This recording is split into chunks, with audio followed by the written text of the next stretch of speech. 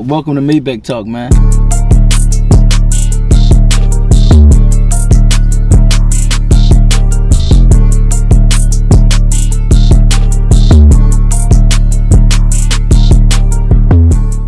What's up, what's up? I got my man Pushman Mitch on Maybach Talk, man. Dang, man, you're a hard guy to get with, man. Man, that's what I heard from you only. That's what I heard.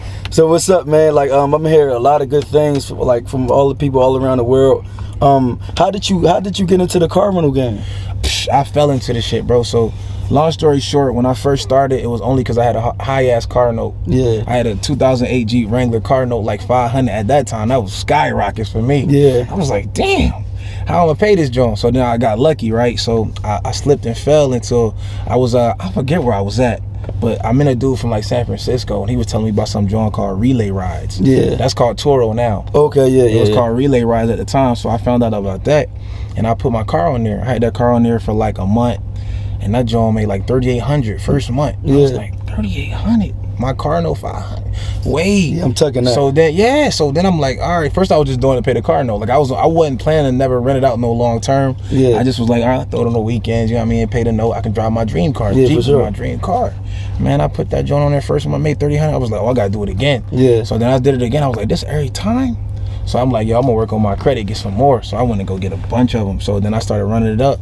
Well, you know what I mean? 3, 4, 5 years in, I'm making. So you've been doing it for five I've years? been doing it for 7 years now. 7 years, okay. Yeah. So like, what type of discipline do you need to basically cover like all those car notes? Like, say if you have a slow month, how do you like offset that? That's a good question. No, people don't never really ask me that. So me in particular, I really don't have slow months because the way I think, I'm a solution-based type person. Yeah. So if I were to have a slow month, I would just put a person in there who I can trust, who always rent cars from me. You know, make them pay a little bit over the note, throw it to him. That's one way. Two, I would take it to where it's always hot because I'm in different markets. I'm in Atlanta, Miami, Orlando, Okay. LA, and Houston, right? Okay. So if a market is hotter than another one, I'll just take a car from out of a cold market and throw it into a hot market. Damn, that's genius. That's For genius. So how did like credit affect you like in your whole coming up process? Everything, man. Without credit, I wouldn't even be here in the car with you in this race, man. I'm telling you, like, credit was the beginning of everything. I was working on my credit while I was driving Uber and Lyft. Yeah. So while I had that high-ass car note, I'm driving Uber and Lyft 6 days a week, man. Damn. You know what I'm saying? Going stupid. So that's crazy discipline. Like discipline, dedication, determination. That's what I live by, right? Facts. So how does that tie into what you do? Like That's everything, bro. It's 3 pillars I kind of do. It's hustle, execution, and grind. Without those, you can't get nothing done. It don't matter what industry, it don't matter how much information you give me. Yeah. If I don't got hustle, execution, and grind, I ain't gonna be able to make nothing make sense. So that discipline is gonna be inside those 3 pillars right there. That's all inside that. So I gotta make sure I'm showing up every day for myself. I gotta self-motivate. I gotta work hard. Like when y'all work for y'all 9 to 5 and you late, you running late, you got that pit in your stomach, like damn, I'm late. Yeah. Like yo, they gonna fire. I gotta have that same pit in my stomach for my business. So I always had that. Exactly. So when I was doing Uber, You was born with that shit, right? No, I wasn't born with it. You wasn't born with it? Okay. I wasn't born with it. I had to develop that. So sometimes we gotta find a reason to move like that. Yeah. So what was your reason? Man, it was just like my why is just my people. Like my family always struggle. We from Philly. Yeah, for sure. We from Southwest. You know what I mean? My first 4 or 5 cribs, we had roaches at the kitchen sure. lights. Same, scattered. yeah, the You same dig what way I mean? everywhere. So that's what I thought that was normal. Yeah. But then I seen that it wasn't normal when I moved around. I was like, damn, I really been kind of under the ball for real. And then I seen that when I realized, you know, when you're younger, you can't tell you poor. Yeah, you don't know what's going on. Yeah, you can't tell you poor. So I got older. I was like, damn, we've been poor whole life. And I was like, I don't never want that to be a situation for my kids and my family. So I had to literally switch the swag up. So I developed that then. Yeah. And then, how old was you like around that time? man, I'm grown. I'm already like, I feel like 23, 24. Damn. That's kind of, I ain't gonna lie, that's kind of late a little bit. No, that's hella. I'm just saying, as far as the hustle, execution, and grind. Yeah. Like me, I always was good at getting jobs. I was a hooper though. Yeah. So I hooped. I went to college. I played ball. I went Okay. overseas, but I never had to really work. Yeah. You feel me? So then when it was time for me to work, You was like, I ain't doing it. I got it. Just get a job, but I did the bare minimum. It wasn't like I wanted to excel. Yeah. You know what I mean? So me learning later is like, yo, it really hit me late, and I was like, damn, I'm like mediocre. Like Yeah. you see, and you come to a place like Atlanta where it's people who look like you going crazy. Yeah. you'll So be that, like, you like, oh, I gotta get on my shit. yo, like I'm really not. Is this what I'm supposed to be? Yeah. You know what I'm saying? Like, am I really a mediocre type person, or am I, somebody who's going over excel? But that's kind of a good thing because like people don't see that in themselves. They just think they the shit. Right. Like no matter what they look like, right. I'm the shit. So like just coming to that confirmation in your head, like, all right, look, I gotta get on my shit for real, man. That was me. Like I had to make a decision, man, that I wanted to be ordinary or extraordinary. Yeah. And I literally remember like making this decision. Yeah. I'm looking around, I'm like, yo, I'm looking at my bank account, not happy, bro. Looking at my crib, not happy. So now, it's a thing. Rich people do what they want. Most other people, the 98%, do what they can. Exactly. You feel what I'm saying? I wanted to do what I wanted, and exactly. I couldn't do what I wanted. So that fact also pushed me too. So I was like, yo, I gotta make it make sense. So I started working though. I was getting jobs. You feel me? So I had every. I mean, because you ain't really know. You ain't really know. We're victims of what we don't know. So I'm working. I'm thinking you gotta work hard. I'm doing overtime. Man, listen. If I didn't end up in the job that I ended up in though, I would have still been the same. So I worked at the jail. Okay. So I was a correction officer. Damn, you was all around. Man, I had every job, dog. I was in women's shoe sales, dog. I worked at Crystals. I worked at Applebee's. Yeah. Man, whatever job. Like to come from all that to right now. Man, that's like how you feel about that. I mean, it's dope, bro. It feel good. I mean, I can't complain. Anytime anybody asks me how I'm doing, I'd be like, bro, it'd be rude if I complain. Yeah, it's rude. So where do you feel like what's the next step for you? All right, like say I'm Pushman Mitch. I got everything in the world that I possibly want.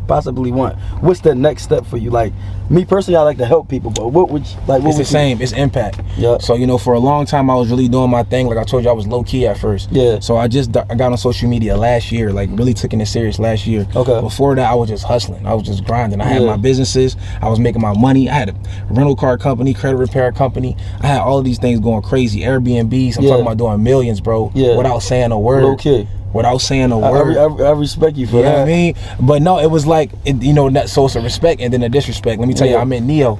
And Neo was like, yo, you doing all of this, bro. You driving Lambos. You doing all of this, that, and the third. You don't even tell nobody, bro. That's selfish. Yeah. And I was like, you know what? When I sat and thought about it, I was like, you know what? Most people don't know what I know. And coming from where we come from, it's kind of like that. Yeah, everybody. We kind of for self. And it's crazy that our city called the city of brotherly love. Yeah, brotherly love. We don't really do that. Nah. So, even coming down to the South, though, it's different because it's Southern hospitality. So everybody speak to you when they walk by. Yeah. I go back home. We don't nobody got like the grills on and all that shit. Nah, we walk past each other. We ain't really saying what's up unless we know each other. Yeah. Down here it's completely different. Yeah. So I had to switch up my mindset too also. But then we went and did a giveaway though. Long story short, we gave away 40,000 at like a grocery store. Okay, I remember that. Yeah, and the impact was dumb. Like I just see in the faces like me just giving felt better than receiving. Exactly. And then that made me feel like, damn, you know what, he was right, bro. I do need to start to teach people what I do. Exactly. So I started teaching people what I do. So how do you got any mentees that stick out like whereas though they came up off your knowledge or whatever? Bro, listen, if I feel like I got more mentees that's doing crazy numbers than anybody else got. Okay. I mean, I got my boy Charles in New York. He just did 300K last quarter. Okay. So he started in the middle of the year, made 300,000. So what do you teach? I teach rental car game. I teach the Airbnb game. I teach business. I teach credit repair. I teach everything to do with financial literacy, right? Okay. And the way that I don't want everybody doing all these different things, right? Yeah, for sure. So you got to pick a niche. You got to pick a lane to go. But I have these 3 things that I set up with a system. Yeah. So I never did all of these things at the same time. Yeah, exactly. Yeah. I did them one by one. Built it up. Created a system. What's a system? An organized way of doing something. People hear system and they think computers. Yeah. Nah, it just I can hire an employee, a manager, supervisor, VA. Everything is set up, make the policies and procedures, SOPs, have everything organized to where it can be ran without me being there. Exactly. And then I can move on to the next thing, right? Yeah. And then make it make sense to where somebody can step in my shoes and I don't gotta be there. That's the easiest way to move. Yeah, that's the only how you're gonna basically become a millionaire because you can't just be a workhorse in 5 different fields. Exactly. It's not enough time in a day. Exactly. You see the least work that you do, the more money you make. Exactly. I seen a long time ago. I seen Magic Johnson say, the same amount of time it take to make 100 meals, the same time to make 1 meal. Yeah. So at the end of the day, it's all about prioritizing time the right way. Exactly. So I'm trying to do it the right way, make it to make sense. So a lot of us don't understand a percentage of something is better than nothing too. Yeah. So when we get a chance to do a collaboration or make a deal, if the number don't be in our favor every time, we don't even want to make the deal at all. Exactly. So sometimes we don't know. I got 7% out of companies. I got 10% out of companies. I see a struggling hookah lounge over here that I know all I got to do is tell my team that's been doing it in every city that's going crazy to set it up the same way right here. Yeah. I give you this money that that you need to make it make sense. We'll hire this team, get everybody retrained, boost the worth of the company up. I done got 10% in that joint forever. Yeah. So now annually I'm getting money from it, and then when they sell it, because it's going to be profitable, it's going to be lit. I'm going to get my 10% out of that cut. And the person who didn't want to do the deal at all, guess what they're going to do? Not get nothing. Exactly. And if you get a lot of those percentages and different things, it's going to all add up. Exactly. And then you're going to look up, and that's where real wealth comes from. Exactly. That's real wealth. You know what I mean? I ain't gonna lie, man. It definitely was good talking to you. Like, give them your Instagram and all that stuff. Instagram, Pushman Mitch. TikTok, Pushman Mitch. You can follow me at thepushman.com on a website. And of course, I got my podcast that I just dropped. It's called the No Fluff Podcast. So make sure y'all follow me on YouTube, man, so I can get that financial literacy. We bringing people like my brother right here, know, man. Landlord on deck. You know what I mean? Yep. So we can teach you how to be landlords. You know what I mean? Exactly.